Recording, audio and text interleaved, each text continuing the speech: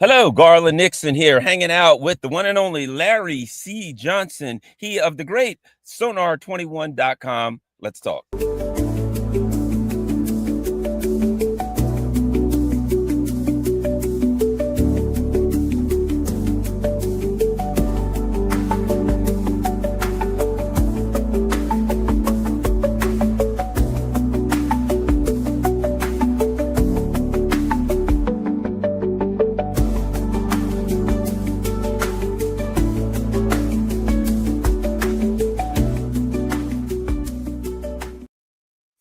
Hello, Garland Nixon here with Larry Johnson, and of course his great website. Whatever you do, make sure you go check this site out regularly. You will know what's going on. You'll be hip to the latest happenings, and you'll get all of the inside information from Larry and all his connections. So that's Sonar21.com. You look around, there's all kinds of great stories there. We're actually going to be working off one today, which I think covers a lot of important information. And it's Donald Trump's foreign policy in a broad sense. Also, if you look on here, you can subscribe, and what's important, support us. You got PayPal, PayShoot, Patreon, Buy Me a Coffee, all of that important stuff. So make sure that you go to Sonar21.com and follow Larry Johnson and keep up with his good work, and you'll have a far better idea than I do what the hell's going on. Yeah. All right, Larry, let's Thanks, get man. started. Appreciate it. Hey, this is good stuff. You know, I think it's I really believe this. People can't, the only thing they're going to get, what's the old saying about the mainstream news? If you don't listen to the mainstream news, you'll be uninformed. If you do listen, you'll be misinformed. So I try to promote alternative news sites, alternative information sites as much as possible, so people can be informed voters. You don't have a democracy if the voters are not informed or are misinformed. I don't care what you do with the voting systems and the identifications. I don't care what you do. If you got a bunch of voters and they think one of the candidates is a werewolf and the other is a vampire, and that's why they're voting, you don't have democracy. People have to know what the hell's going on. All right, let's get going, Larry. A great article. One of the things I thought was interesting about that article, and for anybody out there, go to the article, make sure you read it after this. One of the things that I thought was very interesting was you had some insider information about the meetings going on and the advisors, what they're talking to Trump about. Maybe you could talk with us a little bit about that. Well, the big story that came out this week was the New York Times with respect to what went on behind the scenes at the White House about Israel wanting to get Trump's approval to go bomb Iran. Mm-hmm. And what was surprising about it is it named names. It named Tulsi Gabbard. It named Susie Wiles. It named J.D. Vance. And most surprisingly, it named Pete Hegseth. Is basically telling Trump, no, we're not in any position to go bomb Iran. That'll be bad. That'll hurt us. And that apparently led Trump at this meeting that he had with Bibi Netanyahu a week ago Monday to announce, hey, we're gonna go talk to Iran. And I guess that did catch Netanyahu off guard. Netanyahu later tried to put the best spin on it.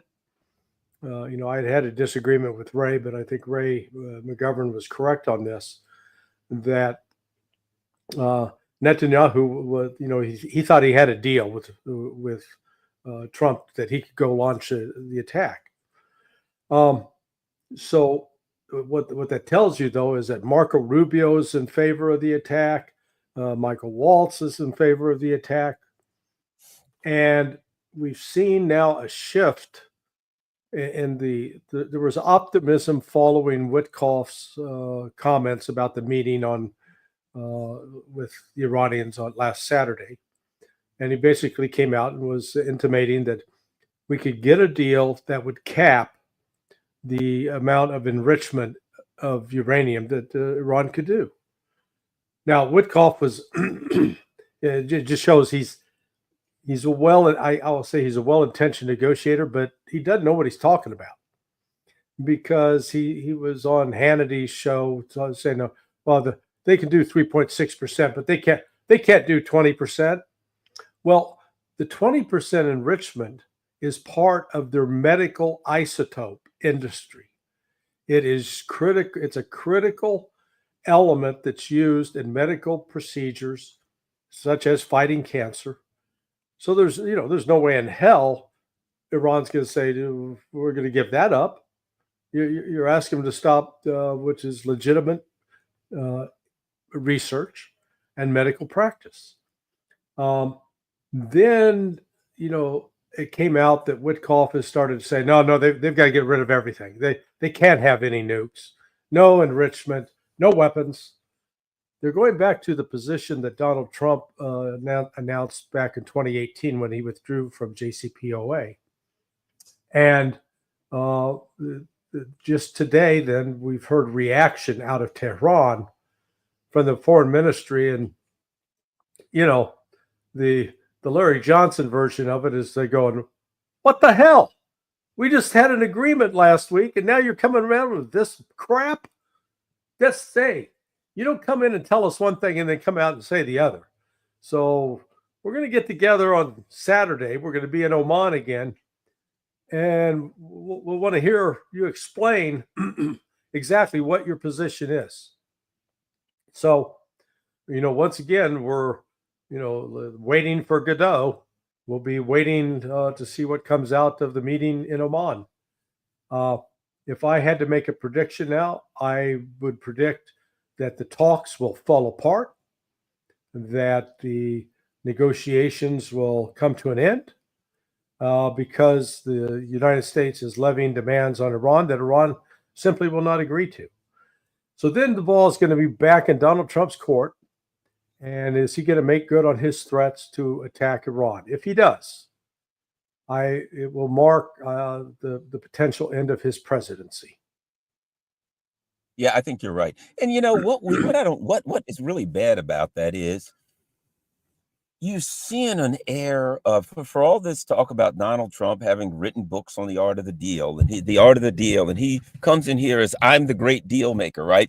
And this kind of air of these politicians in the Biden administration didn't know what the heck they were doing. They were amateurs. And now we're going to bring businessmen in because businessmen know how to get a deal. But what we see with the Russians is, I mean, I'm not trying to be disparaging, but I'm just calling them like I see them.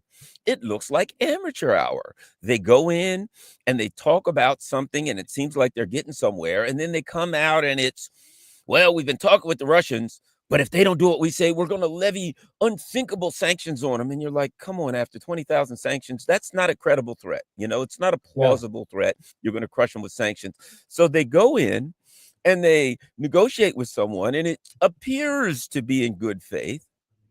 And they come out, and in what I think is, they get pressure from the neocons, they get pressure from the blob, they get pressure, and they make some haphazard, absurd, over-the-top, bombastic, I don't want to go too far with this comment, and whoever they were negotiating with looks them like, what the hell? I thought we were talking like adults here. And you come out and now you're throwing, poop against the wall like a monkey at the at the zoo.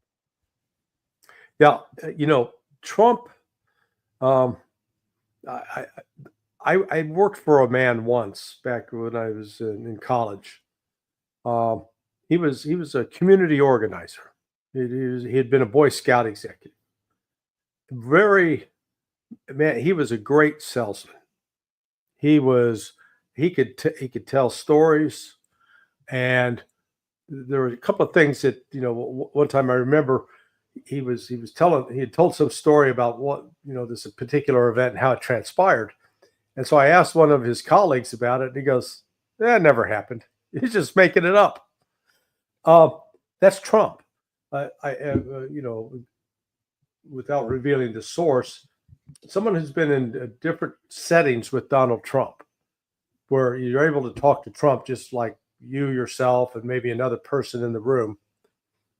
Trump is very calm, low key, not aggressive, not bombastic, not, he's actually like a real person you could deal with.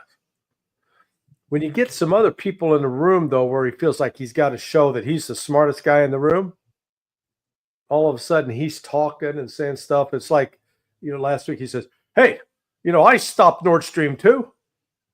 Well, no, he didn't. Not at all.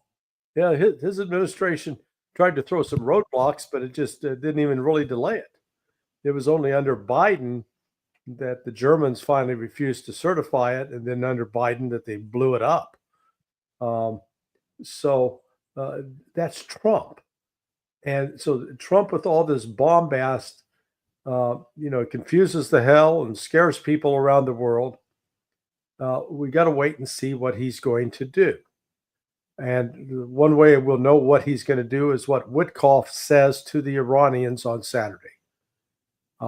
If they go forward, Trump could have a quick victory. They could come in and say, "Look, you're going to be allowed to do enrich for medical purposes to 20%. Everything else is going to be 3.6%.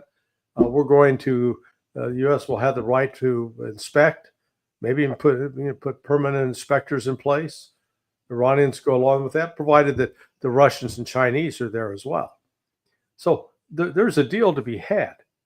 But if Trump insists, no, you got to get rid of your missile force. Well, they're not going to do that. The fact is, Iran right now has they have hypersonic missiles that we don't have. The United States has not produced operational, deployable hypersonic missiles. We're not talking about missiles just that go above Mach 5, Mach 6. No, we're talking about missiles that can actually change direction that are going that fast. How does that happen? And we saw Iran demonstrate that capability when they were bombing a military base in southern Israel on October 1st last year. So that missile comes down and it does this, a juke step, it's like a running back on the football field, man. It's head fake. And so Iran's got some real capabilities that they're not going to give up. And if we think we're going to bully or threaten them into it, this is not going to happen. Larry, I felt along because I disagreed with a lot of people. We had on and what have you. Scott, he felt that there was a massive attack coming. A lot of people, and I tell you what, my inclination, my thought was, I said, I don't think he does it, and even now, I don't think Trump does it. And before Trump came to office, I said, Trump's. I don't know if you call him a different kind of neocon or Trump it comes across, and I'll just be frank, and I'm not saying this in a good or bad way. I'm just describing his personality. He's kind of a bully kind of guy. Mm-hmm. He's fine with pushing around little people, but he doesn't want to fight with a big guy. And in international politics, I'm saying that to some extent can be a good thing. Not that I agree with punching anybody, right? But my point is, let's not forget, they almost dragged him into attacking Iran, and he called it off last time. This wouldn't be the first time. Right. I think that his inclinations and his instincts are this: he doesn't want a big war. That's what Trump comes across. I'll bomb the Houthis. They can do but so much. If somebody else wants to do something to the Houthis, fine, let's all do that, right? But I don't want to stick my neck out in this big stinking war that could literally blow up in my face. I don't want to do this. And I think that's Trump's inclination, and they would have to really drag him kicking and screaming into doing that. And that are my thoughts on Trump. What do you think? No, I agree with you. In fact, my friend said, we were chatting earlier today, and he said the very, very same thing. He says, "Look, Trump's not a warmonger type of guy. He's not looking to get into a fight. He talks that way. He, shoots his mouth off, says things he shouldn't. But when push comes to shove, he tries to find another way other than killing." Now, that said, he remains the big enabler of the genocide in Palestine. He is killing civilians in Yemen. They admitted that this carrier strike group and task force have launched over 500 bombing raids in Yemen in 31 days. That is just that's an incredible number. What we're looking at is the United States and Yemen is being exposed a bit as a paper tiger. We keep saying we got the best, biggest military in the world. Yeah, we've got the most expensive military. I grant you that. But after 500 bombing runs, the Houthis have shot down just in those 32 days at least 4 Predator drones. The report that brings it up to a total of 19. Well, just do the math. Prior to March, this operation had been underway for approximately 15 months. So prior to March 15th, the Houthis had been shooting down 1 Predator drone a month. Now they've shot down 4 in 4 weeks. That's so they're showing a bigger capability to fight back, and that the cost of that effort's already up over $1 billion. So Trump's got some real decisions to make. If he decides to embroil the United States in a further war, expand the war to Iran, then it's going to lead to economic chaos, and it could lead. And the United States is going to suffer some losses, significant losses, and people will blame Trump. He won't be able to blame Iran or anybody else. It'll be all on him. We'll have those buttons made up. I did that. Yeah. Yeah, you're right. He has everything to lose here. And as you said, see, the thing about it is this, and you and I both know, look, the easiest thing that many wars have been lost, and the loser came home and claimed victory. The king comes home and says we've they come, especially back before they had media and all that. The king would make a deal with the other king and end the war. They've lost it, and they come home and tell our people we had a glorious victory and the Yeah. war's over. Right? Well, that's fine. Claim a glorious victory and go home and then celebrate your glorious victory. And the other guy in his kingdom, he celebrates his glorious victory, and everybody won, but the war's over. What Trump can easily do is what I like to put it like this. I always remember this when I was in the and it just kind of came to me as a joke at the time. We were on the range, and I was teaching the recruits their first days of shooting, and one of them looks at me at the time. He says, "Captain Nixon, I see you've got that pistol expert badge on your uniform. How do I become a pistol expert?" And I said, "Easy, just aim down range, and anything you hit, call it the target." Right? That was my Yeah. joke. Yeah. But the bottom line is, look, just make a deal, and any deal you get, just say that was better than Obama, better than Biden. Nobody could. This is the most beautiful deal ever. It's the unbelievable deal, and come home, Yeah. and it's over. I mean, that's his out, and it's easy for him, and he's good at selling like that. Yeah. What worries me is the assumptions that Trump makes, and the assumptions. He keeps repeating this line that there are as many Russian soldiers dying as Ukrainian soldiers. That's just not true. And maybe that is a negotiating ploy to put out that false information. But the reality is otherwise. And part of being able to negotiate effectively is it's always you're a better negotiator if you know what cards the other guy's holding. You're gonna play poker, or if I know that I'm holding a straight flush and you've only got 2 pair, yeah, I'm betting.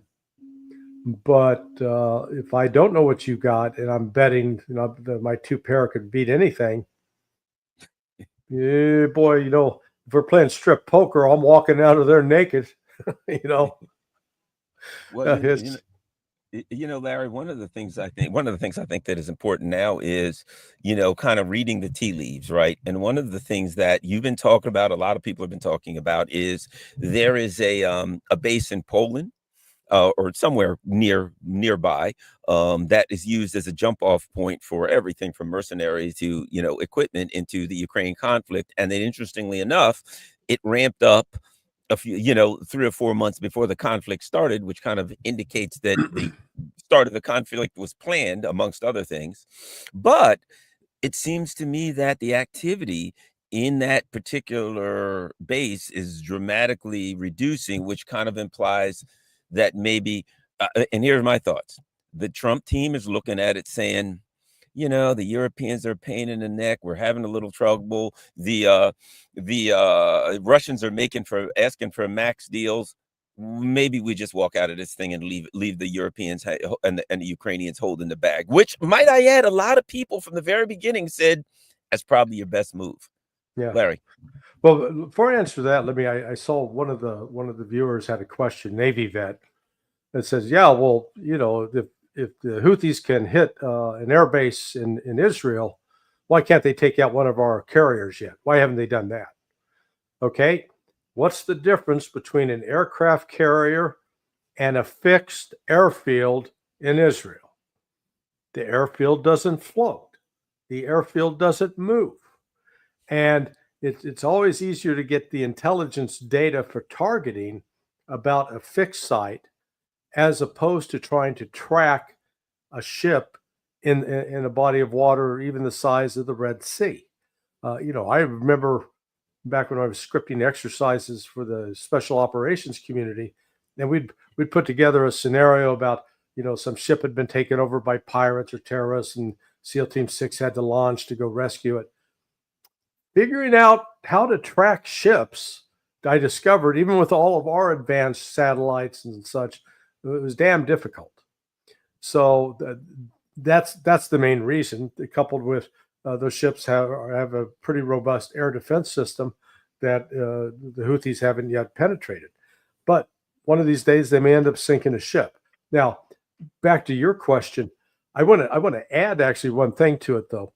That base in Poland, we started building that base up in November of 2021. Why did we start building a base to be used for hauling logistics into Ukraine, 3 months before Russia invades? Because we were provoking that invasion. I just came across an article the other day, thanks to Alexander Mercouris. It was written by A. Wes Mitchell. I want everybody to go read this. It was in the National Interest in August of 2021, August 21st, I believe, to be precise. And this article, which appeared in the National Interest in 2021, had actually first appeared as a paper provided to the Pentagon's Office of Net Assessments, the planning guys. And they were asking the question, what do we do? Our policy for years has been trying to keep China and Russia apart. And now we're seeing that they're coming together. They're cooperating on a whole bunch of things. How the hell did we split them off? It's like that scene from the movie Ghostbusters where you got Rick Moran and Sigourney Weaver, hey, she's Gozar. And he said, we got to keep them apart or else, the end of the world.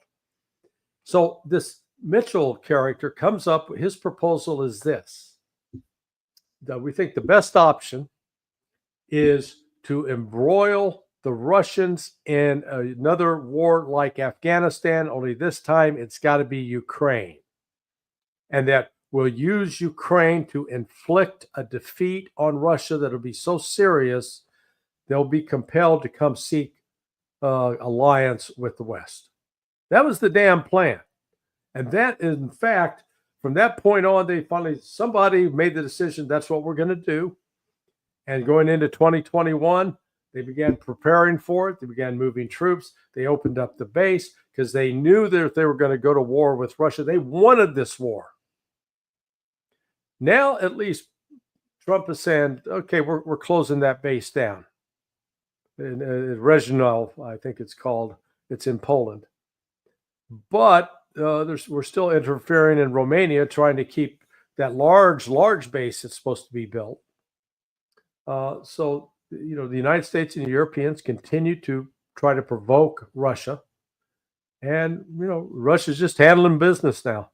Their military progress is accelerating with each passing day. I did an artificial intelligence search the other day on Perplexity. I went in and I said, hey, give me a list of the towns, villages, hamlets, cities that Russia has captured in Ukraine, captured and held. since January 2024. Well, got a long list. And they keep adding new names to the list with each passing day. I then asked the same question for Ukraine. And the key phrase is take and hold, not capture for one day and then have to leave the next. Zero.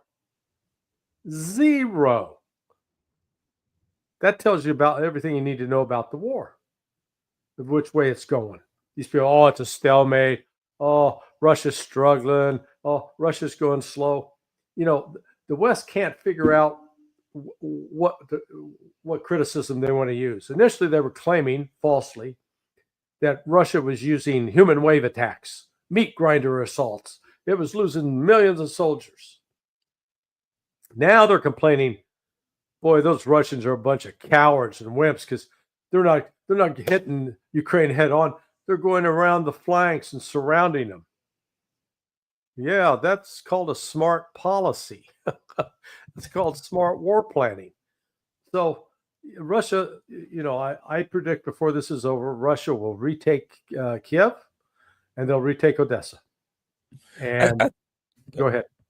No, I was just going to say, I think you're right. I agree that ultimately, and I think this is what the Russians realize. Number one, the pressure on Trump from internally is to an extent where he cannot agree to the things that they would like him to agree with, and probably that the Trump administration would like to agree with. They want the hell out. I believe Trump, once he sees this, look, here's the other thing. Let me ask you about this. Zelensky, who's obviously an MI6 creation, has been just like, I'm just going to disrespect Trump and everybody that's dear to him now. Over the last couple of weeks, I mean, just like, says anything he wants. They're a bunch of Russian puppets. They're just spewing Russian talking points. They must be controlled by Russia. I mean, he sounds like Hillary Clinton, basically. And now you're hearing a little, Trump is pushing back, saying, they're begging for missiles and blah, blah. So you see this rhetorical, pillow fight, shall we say, between the two of them. And to me, let me add this. It looks a little embarrassing to Trump because the guy's kind of, disrespecting you. And yet you're still giving him what he wants. You're like caught up in this thing where a guy, I mean, you always play the tough guy and nobody's going to disrespect you. And this is the Trump team. This isn't the Biden people. We're tough. But the guy's just disrespecting you. And you're just like, okay, let's give him more stuff. It looks bad, Larry. Yeah. Now, it's going to be curious to see what we learn tonight or tomorrow. Because there's been this sort of impromptu quick meeting put together in Paris that 3 representatives of Zelensky have gone to that meeting. Rubio, Witkoff, and Kellogg are at that meeting. And the UK and other key members of NATO from Europe are there. So they're reportedly. Who called? Do you know who called the meeting? No, I think the United States did. Okay, all right. Because they're trying to work out a deal, see if they can come up with a deal to offer the Russians to, quote, get a ceasefire. Now, again, they're not listening. Russia's not going to agree to a ceasefire unless the certain conditions are met in advance. And they, in fact, Lavrov repeated them this week. Narishkin, the head of the intelligence service, repeated it. They're all saying the same thing. It is, you're going to recognize that the territory we hold, where we've held referendums, Donetsk, Luhansk, Kherson, and Zaporizhia, that is Russian territory. That is no argument, no dispute, and you pull your soldiers out of all Russian territory to Ukraine. Withdraw. Get them out. Second, you've got to reduce your army. You're not going to continue to have this massive army. You're not going to join NATO ever.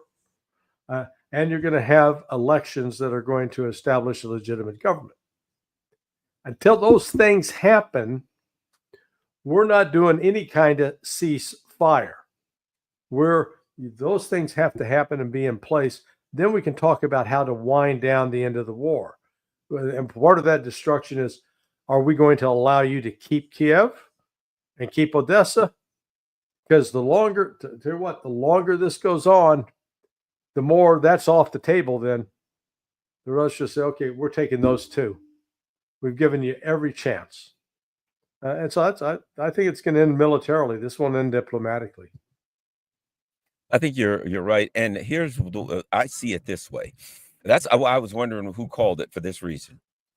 I think the Trump team already knows. I mean, let's face it, if you and I can figure it out, somebody, Tulsi Gabbard or somebody can figure this out. The deal that has to be given to the Russians, the French and the UK, et cetera, will never go along with, because they don't want any deal. They just want to continue the war as long as they can because they got too much tied up in it. If I'm the Trump team, I'm going in there to say this, guys, this is the deal. This is what you're going to have to do. You have to let me know. I'm ready to take this deal, but I need you to ride with me. If you can't go along with me, I'm getting the hell out. If I'm and I already know the answer, but if I'm the Trump team, I'm going in there with my walking papers saying, look, I got to get out. I can't do this anymore. I can't afford it. I can't go on with this. This is screwing up everything I'm trying. I got problems here. So what are you going to do? If you say no, I'm out of here. Oh, by the way, there's always been talk about cutting NATO. By the way, if I'm out of here, there's some other things I'm going to do that are going to make you very unhappy. And here they are too. So I got to give them a little disincentive or whatever word you want to use. But I think that's probably more the Trump teams, because they got to know exactly what they're dealing with in Macron and Starmer. What are your thoughts? Yeah, well, on top of that, they're wanting to pivot to China. I don't, there was a bunch of firings this week at the Pentagon. 3 key staff members for Hegseth got walked out of the building, and I think it was the leak surrounding about Hegseth's memo, a classified memo, that they were going to pivot to China and needed to, Ukraine is no longer the priority. So I think Trump is serious about that, and we got a clue into it last week where, remember when those Chinese soldiers were captured? Yeah, supposedly captured, and then when Tammy Bruce, the State Department spokeswoman, came out and began doing her commentary on it, and lo and behold, the very next day, Kaja Kallas, the foreign affairs head of the European Union, said almost the exact same thing.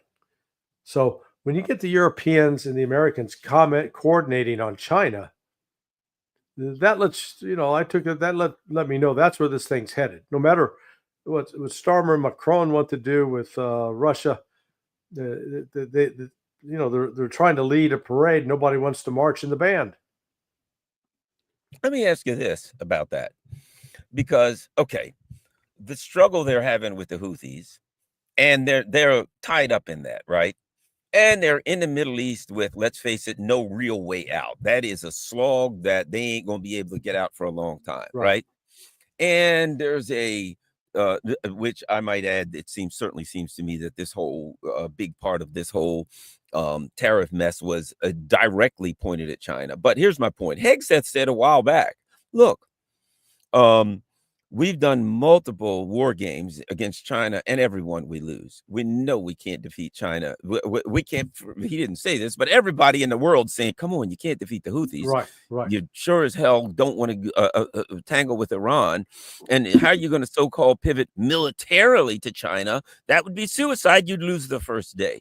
So it doesn't make sense, not that it has to think that they're going to take all of what little military we have left and point it at China, knowing that they'd be overwhelmed 100 times over on day one. What are your thoughts about that? Yeah. It is. I'm sure you did the same thing when you were a kid that I did. You'd watch Superman. We'd see Clark Kent, and then he'd put that cape on and he could fly. And he said, "Hey, man, I'm going to tie a sheet around my neck, and I'm going to climb up on that 8-foot shed. I'm going to jump on. I'm going to fly." Yeah, what happened? Boom! Thank God it was only an 8-foot fall, and you discovered gravity wins out over your imagination. That's the same thing with these guys.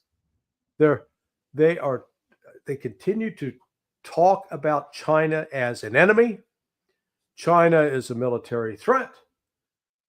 And, I say, okay, if I'm the Chinese, I'm sitting there listening to this.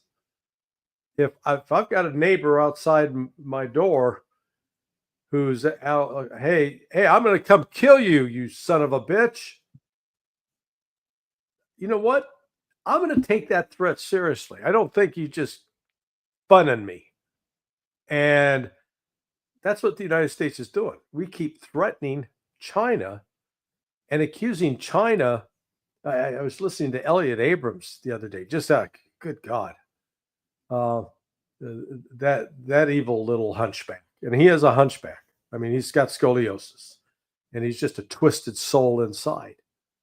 And he kept talking about all this aggressive military stuff the Chinese were doing, and I'm going, dude, have you been paying attention for the last 60 years to what the United States is doing? I mean, hell, when he was the assistant secretary for Latin America at State Department, that's when I first knew him when I was the Honduran analyst. We were supporting and providing weapons and killing civilians. We were in the midst of meddling with these other countries, all in the name of quote fighting communism, which was that was always an excuse and a lie, but that was what we did. So here we are now again saying we gotta fight China. There's no other alternative but to fight them. There's no peaceful way. There's no negotiation. Militarily, we got to confront them. And so it's a self-fulfilling prophecy. That's what's crazy about it. It really is. And to look at it and say, and here's the other part: the whole Ukraine conflict, right?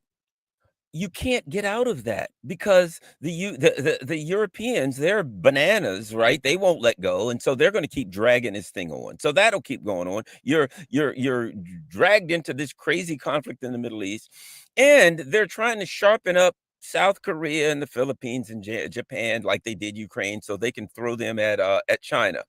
Yeah. But at the same time now, they're sanctioning excuse me, giving them the tariffs. So they literally have to go meet with China just to survive economically. So now, I disagree with what they were doing, but talk about stupid. Now it's clear to South Korea and Japan, holy crap, we got to try to survive because the US is going to slam us, mercilessly with these tariffs. So they're trying to survive the tariffs. Yeah. Nothing much. Keeping their economy from collapsing. And you're like, okay, great, guys. Now, as we collapse your economy as best we can, get in line so we can use you as the next Ukraine against China. And I got to think that some of those leaders were all for it, of course. They've got no shortage of puppets. But I got to think that this probably is a good thing, to be quite frank, in the grand scheme of things, that this has them scratching their heads saying perhaps the United States isn't looking out for their best interest. Yeah. Well, this bullying approach and this quote peace through strength, it hasn't won us any peace over the last 65 years, starting with Vietnam. And we complain about China causing us financial damage, but the reality is all of the money we've spent in our failed foreign military adventures is into the trillions of dollars, and not to mention the human costs.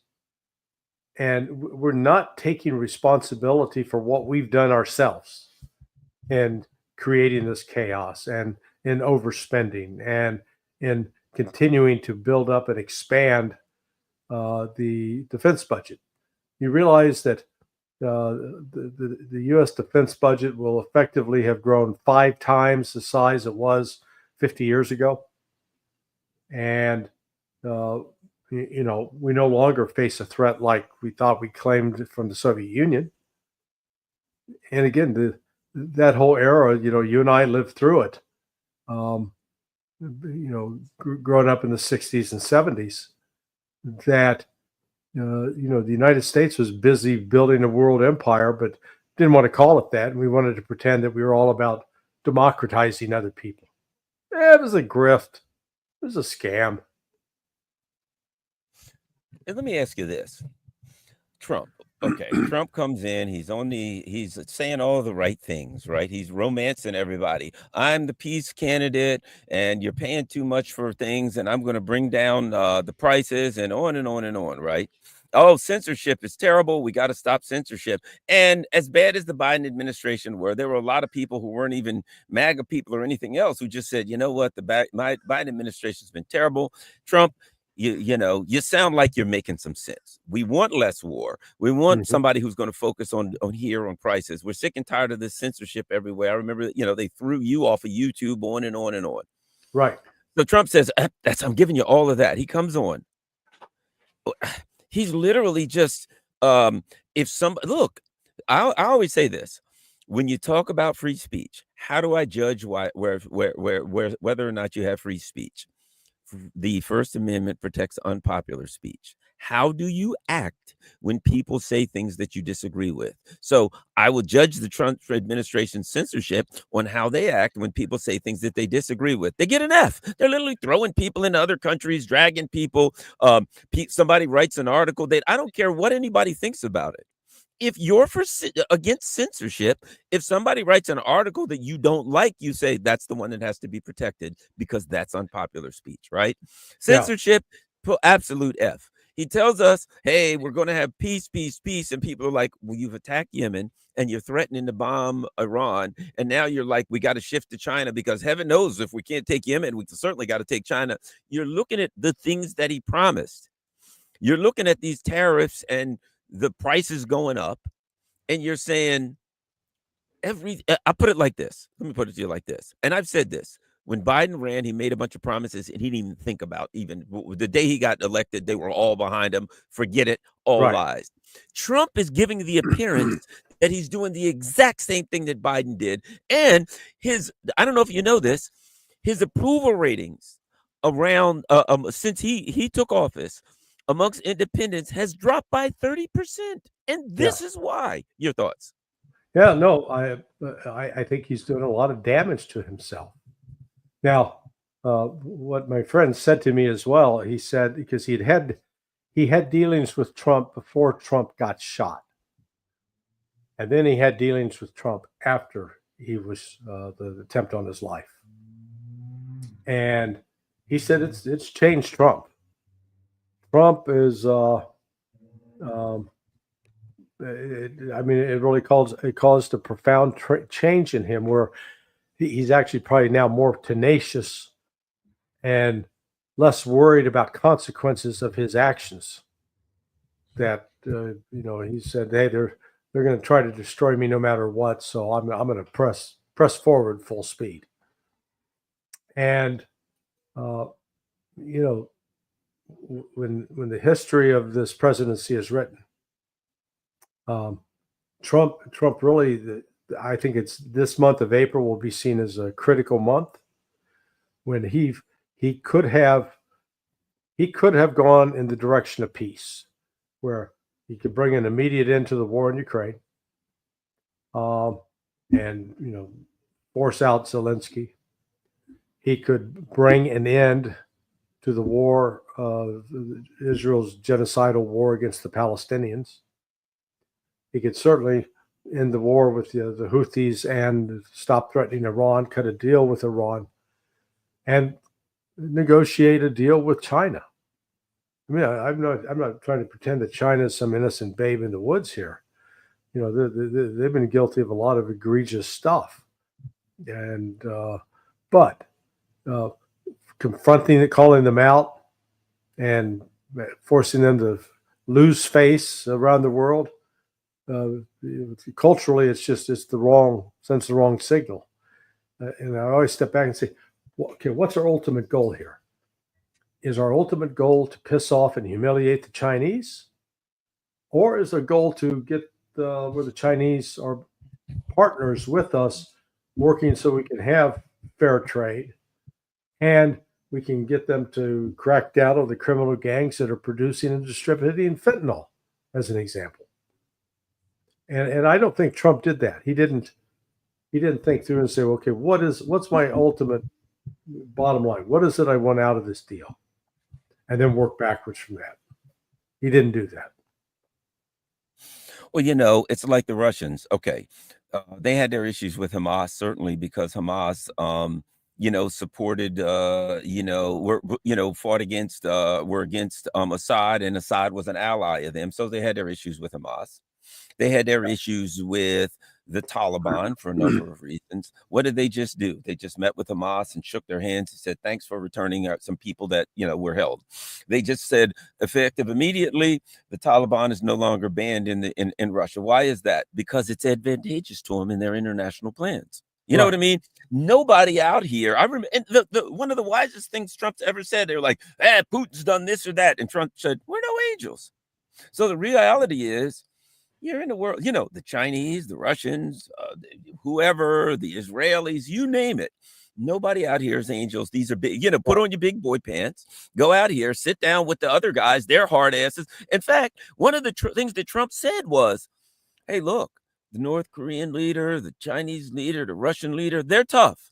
I understand that. They're tough guys. They're leading the country. I'm a tough guy, and I know how to talk to them. And I thought, okay, we'll see how that works. I thought that was wise. And now he seems to be going along with the neocons that say, that always do this. Garland Nixon is the leader of such and such country, and he's an evil dictator, whatever. Therefore, we can't talk to him or negotiate with him in any way, as opposed to it's irrelevant where Garland's good, bad, or indifferent. Nobody out here is angels. If it's advantageous to us internationally, we sit down and talk with them. Yeah, no, I agree. This the level of maturity that should be present isn't, and Trump again celebrates himself as the master of the art of the deal. Well, part of that art of the deal means you know how to talk to other people, and you talk to them in such a way that you're not putting them on the defensive, or you're not insulting them, or not forcing them to feel that the only way they can win is by fighting back. And that's what I think he's done with the Chinese. And I can't tell you that. I mean, I'm connected with some people that are worked on Wall Street, and man, they're cheering him on. This is great, man. We're going to bring those Chinese to heel. Maybe, but I'm still quite skeptical that the Chinese are going to cave on this and give up. I think they're going to find some more creative ways to fight back, and it's going to hurt us more than it's going to hurt them. Because at a minimum, if they're suffering economic chaos, all they got to do is turn to the people and say, "Look, this isn't our fault. We were attacked." And they view this as a military attack by the United States. Unprovoked, unjustified, illegal. They've attacked us. Now we're going to have to unite to attack them. That's the kind of thing that could happen. This just spin out of control. It really could. That's my fear. It spins out of control, and then where the horrible fear that we had with the Biden people was, oh, we're going to have some kind of a nuclear confrontation. We're all done, and we're like, okay, Trump is in. He's talking to the Russians. He recognizes the danger here. The odds of a nuclear confrontation with Russia are significantly diminished. We can sleep a little bit better. Now he's opened up another front against China with this, and a lot of people are looking at it saying, this could go bad. This could really go bad if you keep stepping this up. But the other part of it is it can go real bad here, because if our economy starts to fall apart, we could fall into people do never believe that their country could fall into some kind of actual serious material instability. But if our economy goes to hell, people are going to be really, really angry. And his problems might not be in China. It may not be in Russia or the Middle East. Right here, there is the potential for serious instability and violence in our country. And Yeah. I believe that. What do you think? No, I agree with you. In fact, Xi and China, they have a more, let's call it, authoritarian tradition with their political system. And this go round, if they're suffering economically, all she's got to do is say, "Hey, this is not our fault. We were attacked by the Americans." And the Chinese, actually, if you're following some of the TikTok influencers, boy, they're out all over the place. I heard one say, in 1954, we didn't have an Air Force, we didn't have a Navy, but we fought the U.S. military, the world's most powerful military at the time, to a standstill in Korea. And but now we've got more. So they're looking at it that way. They're making a lot of commentary about that, the production of luxury goods. God, I saw one. They were showing one purse that sells for $38,000. Some designer purse and the guy went through the actual cost in China for making it's $1,400. So they add, uh, 30,000 plus dollars to the cost. It's out of line. In the United States, though, is if we get an economic downturn, Trump did this. He can't blame it on some outsider. He's put himself in the hot seat. So I'm sure there's some that say, "Oh, he's thought this through. They planned this out." I don't think they have. I think they're finding some surprises along the way that they did not anticipate. One last thing, just a couple minutes on this, and I got to ask you this, and I think this is important. Look, the United States or any country says we're going to war, the people got to be like, yes, the enemy's out there, and we're all going to band together. Right. Right now, if Starmer or Macron said, time to go to war, everybody, we're going to draft everybody and go fight the Russians, they'd get hung in their own countries. Their government would fall. The people they're so pissed at their own government. They have to cheat to win to even hold power right now. So as much as they talk about it, they couldn't go to war against any damn body because their people wouldn't fight for their government. Their people hates their government. Correct. I think we're getting there here. I think right now, if Trump said, all right, we've got to fight Iran for Israel. Let me tell you something.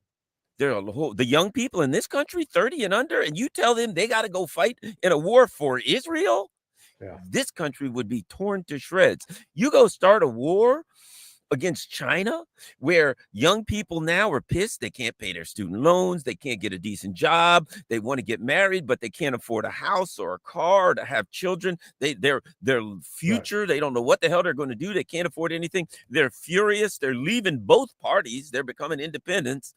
And you start a war and you say to the young people, the 30 and under, all righty, we're fighting with China.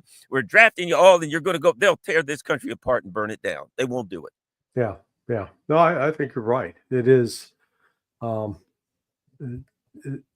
and the manpower requirements to, take on a ground invasion of Yemen or Iran or China, because you can never win a war from the air. We